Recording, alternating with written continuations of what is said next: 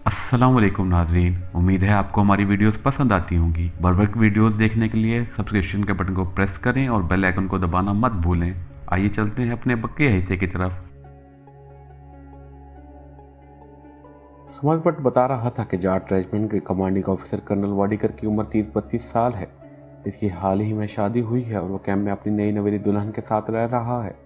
शेरबाज खान ने अपनी मुठ्ठियां जोर से भींच ली और कहा, खुदा की कसम, हम कर्नल की बीवी को इस तरह उठाकर यहाँ लाएंगे जिस तरह कर्नल वाडीकर के फौजी बाबू शमसुद्दीन की बहू को उठाकर ले गए थे। कमांडो मजीद भट्ट का चेहरा तिमतिमा उठा। हम आज ही रात कमांडो एक्शन करेंगे। हम कैंप के क्वार्टर गार्ड्स पर कमांडो अटैक करेंगे और अपनी कश्मीरी बहन को निकाल कर ले आएंगे। समझ बट कहने लगा, ये काम इतना आसान नहीं होगा। क्वार्टर गार्ड्स कैंप के दरमियान में है और कैंप के गिर्द भारतीय फौज जगह जगह मोर्चे बनाकर बैठी हुई है।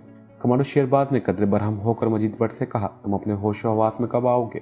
हम कमांडो हैं, हम कोई फौजी प्लाटून नहीं है कि कैंप पर धावा बोल दें। मैंने और शेरबाज खान ने समझ बट की ड्यूटी लगाई कि वो कर्नल वाडीकर की बीवी के बारे में पूरी रिपोर्ट लाकर दे कि इसकी मालूमात क्या है, वो दिन के वक्त कहाँ कहाँ जाती है, इसकी सहेलियाँ कहाँ कहाँ पर हैं और वो शॉपिंग करने अकेली जाती है या गार्ड्स इसके साथ होते हैं। समझ बट दूसरे दिन ये मालूमात लेकर आया, वो ये थी। एक, कर्नल की बीवी का नाम सरला देवी है। 2, वो शहर में जब भी शॉपिंग करने आती है तो 2 फौजी सिपाही इसकी गाड़ी के साथ होते हैं। 3, श्रीनगर में इसकी एक ही सहेली रूपा देवी है जो औरतों के कॉलेज में लेक्चरार है। सरला देवी दूसरे तीसरे रोज इसके घर इससे मिलने जाती है। इस वक्त कोई गार्ड्स इसके साथ नहीं होते, वो गाड़ी खुद चलाकर जाती है। समझ बट ने और भी मालूमात मुहैया की थी मगर कमांडर शेरबाज की तवज्जो नंबर 3 वाली मालूमात पर थी।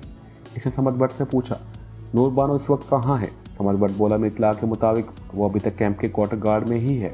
कर्नल वाडीकर इस इंतजार में है कि नूर बानो का शोहर या इसके रिश्तेदार कैंप में आकर पाकिस्तानी कमांडोज के बारे में बता दें कि वो कहाँ छुपे बैठे हैं और वो नूर बानो को इनके हवाले कर देगा।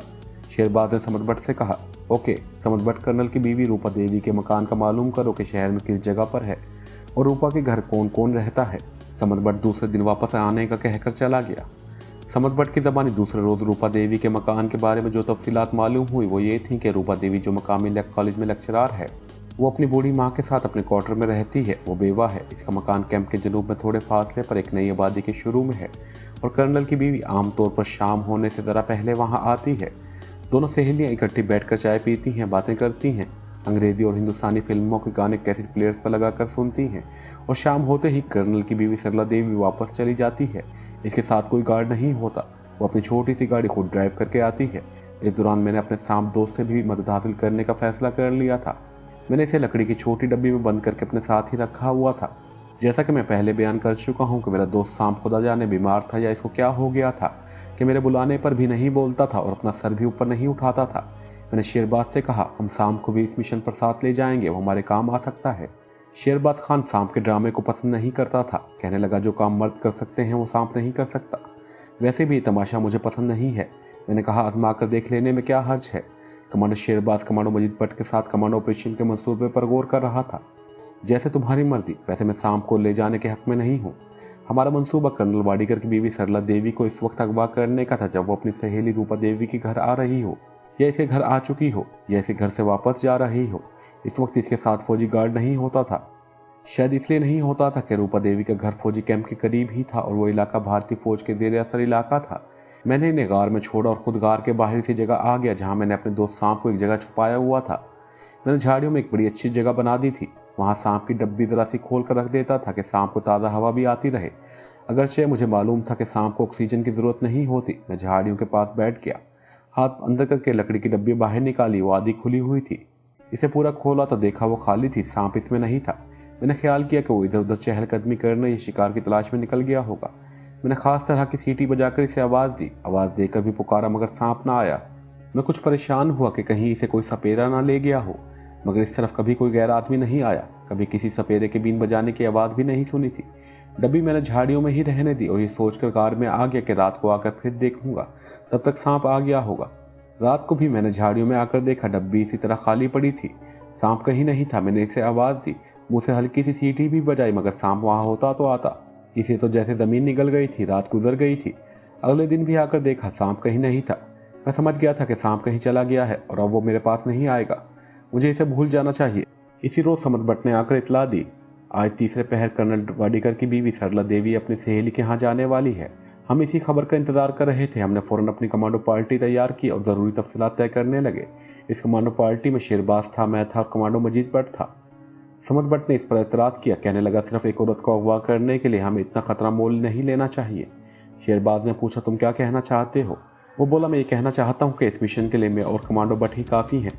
आपको और कमांडो भाई को इस एक्शन में हिस्सा लेने की ज़रूरत नहीं है। उसका इशारा मेरी तरफ था।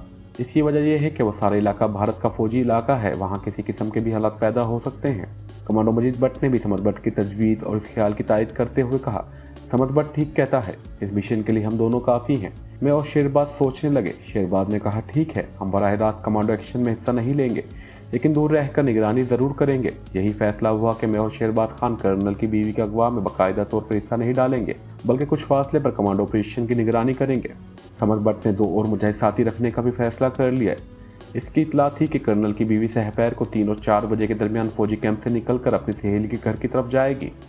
समद भट्ट और मजीद भट्ट को सारे रास्ते का पता था।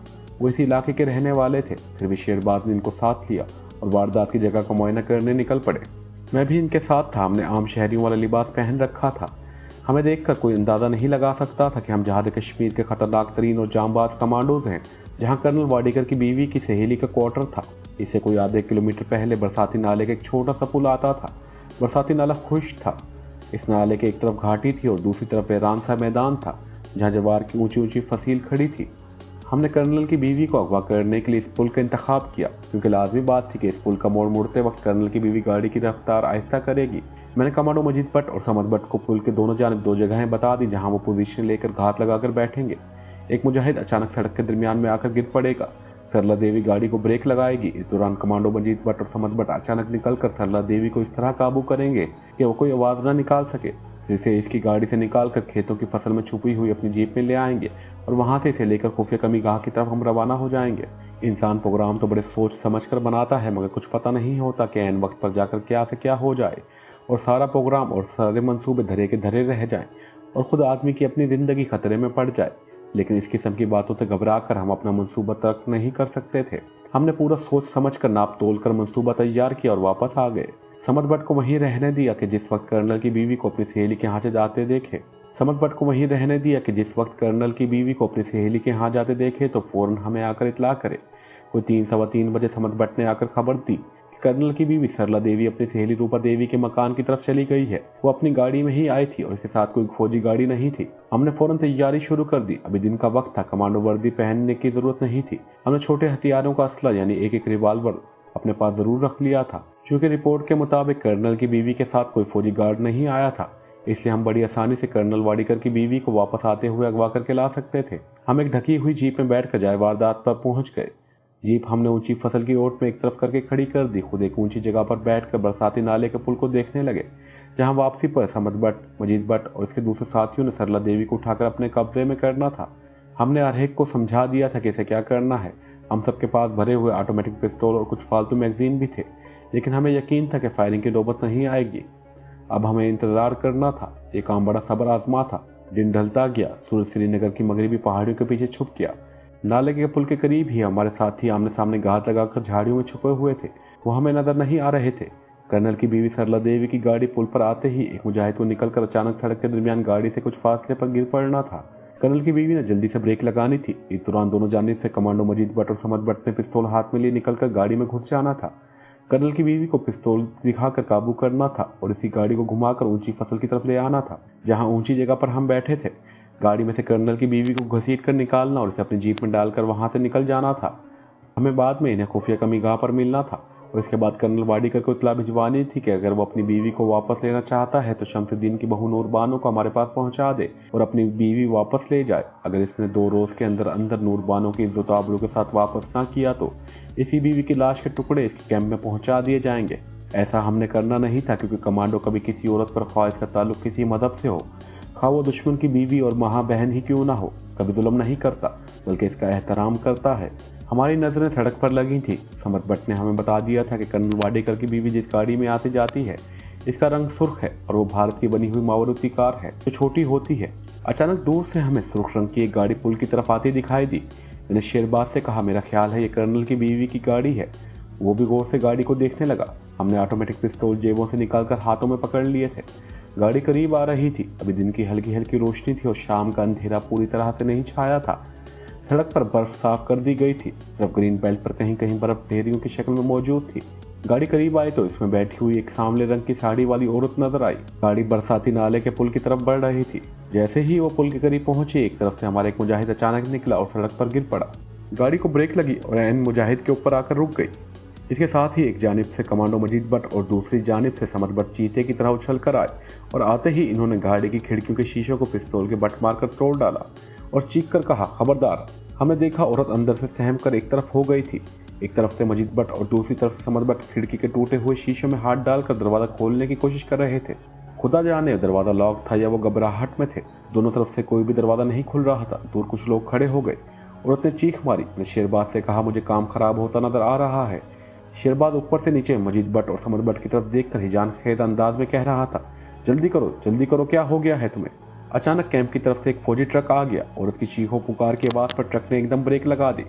इस वक्त तक मजीद भट्ट खिड़की में से अंदर आधा दाखिल हो चुका था, मगर अब देर हो गई थी। ट्रक के फौजियों ने शायद अपने कमांडिंग ऑफिसर कर्नल वाडीकर की गाड़ी और उसकी बीवी को पहचान लिया था। ट्रक में से 6-7 फौजी छलांगे लगाकर बाहर कूदे और इन्होंने फायरिंग शुरू कर दी। पहला ब्रश सीधा समद भट्ट को लगा, जो गाड़ी का दरवाजा खोलकर अंदर घुसने ही लगा था। ट्रेन गन का पूरा ब्रस्ट इसकी पीठ में से निकल गया। वो वहीं दोहरा होकर सड़क पर गिर पड़ा। मैंने फायरिंग करने के लिए पिस्तौल सीधा किया तो शेरबाज ने मेरा हाथ नीचे कर दिया और गुस्से में कहा, खेल खत्म हो गया है। कमांडो मजीद भट्ट, जो खिड़की में आधा कार में बैठा दाखिल हो चुका था, फायरिंग की आवाज पर बाहर को निकला तो 6-7 फौजियों ने इसे भी अपनी स्टीन गनों के ब्रस्ट मारकर छन्नी कर दिया। वो भी वहीं दोहरा होकर गिर पड़ा। कश्मीरी मुजाहिद जो सड़क पर गाड़ी के सामने आ गया था, ये सूरत हाल देखकर भागा तो फौजियों ने इसकी टांगों में ब्रस्ट मारकर इसे भी गिरा दिया और दौड़कर पकड़ लिया। शेरबाज खान जल्दी से कहकर उठा, यहाँ से निकल चलो। हम दूसरी तरफ से दौड़कर नीचे आए। फसल की ओट में जीप खड़ी थी। वहां अपने दोनों मुजाहिद हैरान और परेशान खड़े इस तरफ देख रहे थे जिधर से स्टीन गनों की फायरिंग की आवाज आ रही थी।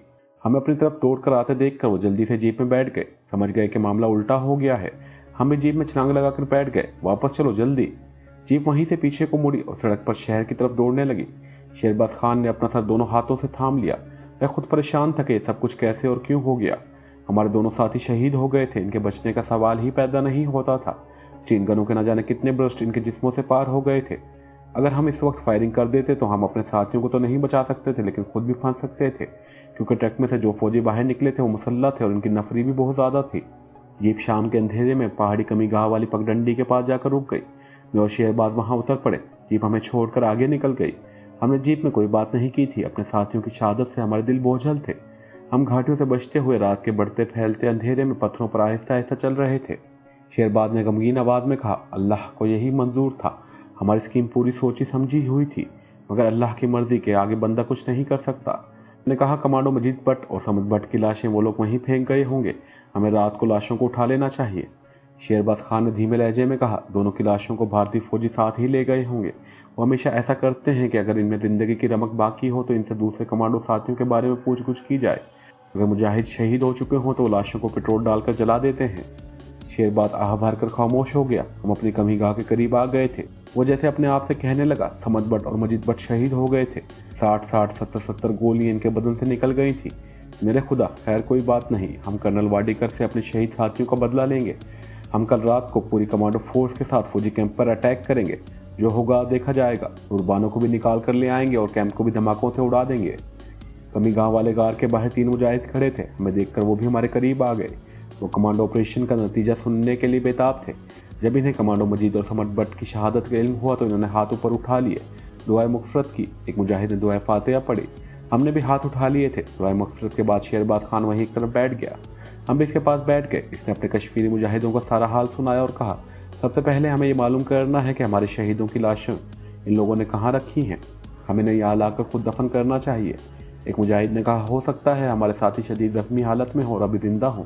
शेरबाज ने मायूसी के साथ सर हिलाते हुए कहा, मैंने जिस तरह इन पर स्टीन गनों की बौछार पड़ते देखी है, इनका जिंदा बचना नामुमकिन है। बहरहाल आज किसी भी वक्त हमारी पूरी सूरत हाल का इल्म हो जाएगा।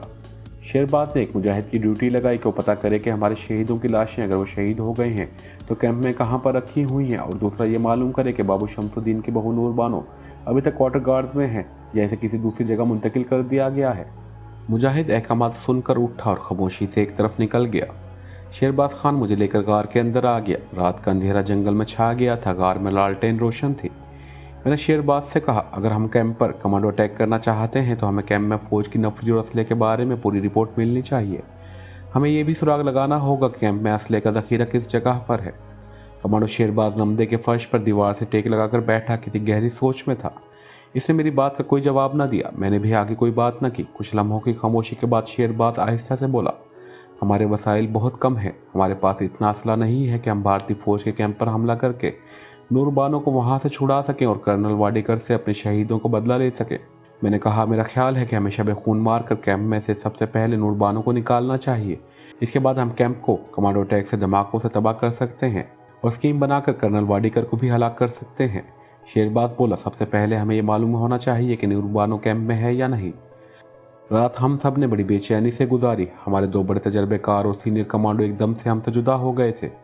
हम देर तक इनकी बातें करते रहे। अगले रोज सुबह सुबह कश्मीरी मुजाहिद आ गया। कहने लगा, सर, अफसोसनाक खबर यह है कि कमांडो मजीद भट्ट और समद भट्ट सड़क वाली झड़प में शहीद हो गए थे।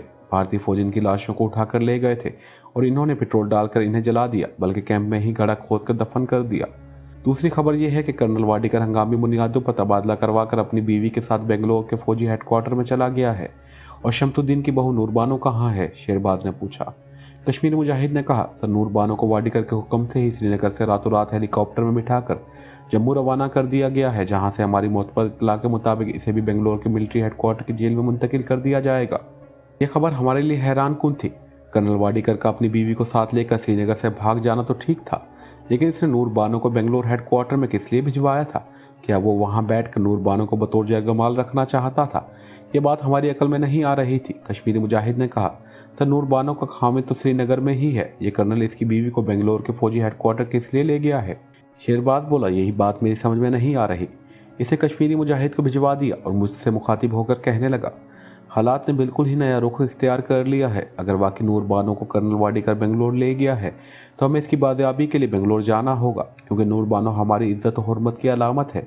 यह हमारे लिए एक खुला चैलेंज भी है। क्या तुम मेरे साथ इस मुहिम पर जाने के लिए तैयार हो? मैंने कहा, क्यों नहीं। मैं अपनी कश्मीरी बहन को काफिरों के चंगुल से निकालने के लिए अपनी जान की बाजी भी लगा दूंगा। तुम भारत में काफी दूर दूर तक फिरते रहते हो, क्या बेंगलोर शहर तुम्हारा देखा हुआ है? मैंने कहा, मैं बेंगलोर अभी तक नहीं जा सका, लेकिन इसके इर्द गिर्द के जंगलों में कुछ देर रहा हूँ। शेरबाज खामोशी से सोचने लगा, फिर बोला, ठीक है, सबसे पहले मैं इस नई खबर की मजीद तस्दीक करूंगा। इसके बाद हम बेंगलोर की तरफ रवाना होंगे। कर्नल वाडेकर ने हमें नहीं देखा है, इसलिए हमें भेस बदलने की जरूरत नहीं होगी। हमने नूरबानो को भी नहीं देखा हुआ। हमें इसके सुसर से इसकी तस्वीर हासिल करने की कोशिश करनी चाहिए ताकि हमें इसकी शनाख्त हो सके। शेरबाज खान मुझे कमी गाह में छोड़कर खुद शहर की तरफ चल दिया। वो कोई 3 घंटे के बाद आया और कहने लगा, हमारे मुजाहिद की सुराग रसानी की रिपोर्ट बिल्कुल सच्ची थी।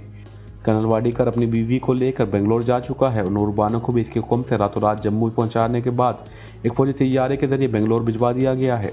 मैंने पूछा, अब क्या प्रोग्राम है? वही जो हमने बनाया था, शेरबाज ने कहा। मैंने कहा, नूरबानो की तस्वीर मिली? वो बोला, तस्वीर आज किसी भी वक्त हम तक पहुंच जाएगी। मेरा ख्याल है हमें आज शाम को यहाँ से जम्मू की तरफ चल पड़ना चाहिए। फिर मेरी तरफ पलट कर बोला, हम जलिंदर से बेंगलोर के लिए किसी ट्रेन में सवार होंगे। तुम्हें मालूम है बेंगलोर तक का रेल का किराया कितना होगा? मैंने कहा, ये जलिंदर पहुंचकर मालूम हो जाएगा। रेल के किराए अब कुछ बढ़ गए हैं। शेरबाज ने सर झुका दिया और गौर फिक्र करने लगा। मैंने कहा, हमें बेंगलोर में किसी अच्छे से होटल में क़याम करना होगा। इसके लिए पैसे कहाँ से आएंगे? वो बोला, इसकी तुम फिक्र न करो, दिल्ली में हमारे आदमी मौजूद हैं, वो हमारी हर ज़रूरत पूरी कर देंगे। हमने तैयारियां शुरू कर दी। तीसरे पहर नूरबानो की पासपोर्ट साइज की एक तस्वीर भी हमें मिल गई। ये शादी की तस्वीर थी और इसमें नूरबानो दुल्हन बनी हुई थी। हम दोनों ने तस्वीरों को गौर से देखा और नूरबानो की शक्ल अपने देहन में बिठा ली। शेरबाज कहने लगा, हम ये तस्वीर अपने साथ ही रखेंगे। हम बाद ज़रूरी तैयारियों में लग गए। कोई ख़ास तैयारियां नहीं थी, बस अपना लिबास इस तरह का रखना था कि मशरिकी पंजाब और दिल्ली के आगे से तब्दील किया जा सके, क्योंकि सर्दी का मौसम दिल्ली से ज़रा आगे तक ही था। वस्ती हिंद में इस ज़माने में भी मौसम खुशगवार होता है और सर्दी सिर्फ रात को ही होती है। बेंगलोर के इलाके में तो रात को भी सर्दी नहीं पड़ती। हमारा लिबास आम शहरियों वाला था, पतलून, जोगर शूज, मैंने गर्म जैकेट भी पहनी हुई थी। शेरबाज खान ने मोटी गर्म जर्सी पहन ली थी। सरों पर हमने गर्म गलोबंद लपेटे हुए थे। कुछ रुपए मेरे पास थे, कुछ रकम शेरबाज ने अपने पास रख ली थी। हम कोई असला और चाकू वगैरह अपने साथ नहीं ले जा रहे थे। ये चीज़ें हमें दिल्ली में अपने मुजाहिद से भी मिल सकती थी। मैंने शेरबाज से कहा, एक बात मेरी समझ में नहीं आ रही कि कर्नल वाडेकर नूरबानो को अपने साथ बेंगलोर हेडक्वार्टर क्यों ले गया है? अगर वो इससे कुछ पूछ-गुछ करना चाहता है तो एक घरेलू औरत इससे क्या मालूमात फराहम कर सकेगी। शेरबाज अपने बूट के तस्मे बांध रहा था। कहने लगा, ये मेरे लिए भी एक मौनमा है। हो सकता है वो अपनी बीवी पर कमांडो अटैक का इस औरत से बदला लेना चाहता हो। यह बात तो वादे है कि कर्नल वाडेकर ने कश्मीरी मुजाहिदों के अटैक से घबरा कर अपना तबादला बेंगलोर करवाया है। मैंने कहा, लेकिन वो अपनी बीवी को बेंगलोर भिजवा कर खुद यहाँ रह सकता था। एक तो वो खुद बेंगलोर चला गया और फिर नूर बानो को भी साथ ही ले गया। शेरबाज खान कहने लगा, जो कुछ भी हो, हमें बहरहाल अपनी बहन को बेंगलोर मिलिट्री हेडक्वार्टर से या वो जहाँ भी कैद में होगी वहाँ से निकाल कर वापस श्रीनगर इसके घर पहुँचाना है। यही हमारा मिशन है और हमें इस पर अपनी तवज्जो मरकूज रखनी चाहिए। जब सूरज श्रीनगर की मगरबी पहाड़ियों में गरूब हो गया तो हम अपनी कमी गाह से निकल पड़े। मैंने यूं ही अपना शक दूर करने के लिए पीछे झाड़ियों में जाकर देखा। लकड़ी की डब्बी खाली पड़ी थी। मेरा दोस्त सांप अभी तक वापस नहीं आया था। खुदा जाने वो कहाँ कहाँ निकल चुका था। ये भी हो सकता था कि इसे किसी ने मार दिया हो या फिर किसी नेवले ने इसे हलाक कर दिया हो। मैंने अपने सांप दोस्त का ख्याल दिल से निकाल दिया। हम खुफिया पहाड़ी रास्तों पर चल रहे थे। सिविल और मिलिट्री इंटेलिजेंस हमारे पीछे लगी हुई थी, इसलिए हम शहर के किसी लॉरी अड्डे से लॉरी में सवार नहीं हो सकते थे। ये सारे रास्ते शेरबाज खान के देखे भाले थे। मैं भी इन रास्तों से काफ़ी वाकिफ हो चुका था। हम आहिस्ता आहिस्ता चल रहे थे। रास्ते में कहीं कोई चश्मा आ जाता, कोई बरसाती नाला आ जाता। जैसे जैसे हम नीचे मैदान में उतर रहे थे, बर्फ़ कम होती जा रही थी। हम कई घाटियों में से गुजरे। आखिर एक सड़क पर आकर बैठ गए। यहाँ से जम्मू को जाने वाली लॉरियाँ गुजरती थीं। हमारे हुलिये ऐसे थे कि हम शहरी लग रहे थे। एक दो लॉरियों को हमने हाथ दिया, वो मुसाफिरों से भरी हुई थी, गुजर गई। आखिर एक लॉरी को हाथ दिया तो वो ठहर गई। हम इसमें बैठ गए और लॉरी जम्मू की तरफ चल पड़ी। मैं श्रीनगर से जम्मू तक के रास्ते की तफसील में नहीं जाना चाहता। बस हम जम्मू पहुंच गए। रास्ते में एक जगह पुलिस की चेक पोस्ट पर चेकिंग हुई, लेकिन हमें किसी ने कुछ न कहा क्योंकि पुलिस ने अभी तक इस इलाके के अखबारों में हमारे फोटो नहीं दिए थे। जम्मू हम दूसरे दिन रात को पहुंचे। रात हमने अपने एक खासा आदमी के घर पर बसर की और दूसरे रोज मुंह अंधेरे जम्मू तोवी के रेलवे स्टेशन से दिल्ली जाने वाली एक्सप्रेस गाड़ी पकड़ ली। इस ट्रेन ने हमें रात को 1 बजे के करीब दिल्ली पहुंचा दिया। दिल्ली में भी सर्दी थी। मैंने शेरबाज से कहा, मेरा ख्याल है हम बाकी रात प्लेटफार्म पर या मुसाफिर खाने में गुजारते हैं। सुबह सुबह अपने मुजाहिद के पास पहुंच जाएंगे। शेरबाज खान ने कहा, ऐसी कोई बात नहीं है। हम जम्मू श्रीनगर इंटेलिजेंस से काफ़ी दूर निकल आए हैं। यह हमारा पीछा करने वाला बज़ाहिर कोई नहीं है। हम अपने मुजाहिद के घर इसी वक्त जाएंगे। आ जाओ। दिल्ली स्टेशन के अंदर और बाहर आधी रात के बाद भी बड़ी रौनक थी। मालूम ही नहीं होता था कि रात इतनी गुजर चुकी है। दिल्ली की आबादी में बेपनाह इजाफा हो गया था। हमने एक मोटर रिक्शा ले लिया। शेरबाज खान ने इसे एक खास इलाके की तरफ जाने को कहा, जिसका नाम मैं यहाँ नहीं बताऊंगा। इस खास इलाके में हम आधे घंटे में पहुंचे। शेरबाज खान ने रिक्शा छोड़ दिया और मुझे साथ लेकर एक छोटी सड़क पर चलने लगा। ये इलाका कुछ आबाद और कुछ गैर आबाद था। गहरी और सर्द रात होने की वजह से सड़क पर कोई आदमी दिखाई नहीं देता था। हम मोड़ घूमकर दूसरी सड़क पर आए तो एक चौकीदार लठ हाथ में पकड़े सामने आ गया। कौन हो यहाँ? तुम इतनी रात गए कहाँ से आ रहे हो? कहाँ जा रहे हो? शेरबाज खान ने कहा, भाई साहब गाड़ी लेट हो गई थी, पानीपत से आ रहे हैं। इधर हमारे चचा का मकान है। रिक्शा भी नहीं मिला। शेरबाज खान ने फर्जी चचा जान का फर्जी नाम और इसका फर्जी एड्रेस भी फर करके बता दिया और कहा कि चचा जान पुलिस के रिटायर्ड इंस्पेक्टर हैं। चौकीदार पर शेरबाज खान की जबान की रवानी का खौतिर खौ असर पड़ा। कहने लगा, मियाँ माए जाने वाले दरख्तों से बचकर जाना। इधर कहते हैं रात को आसेब फिरता है।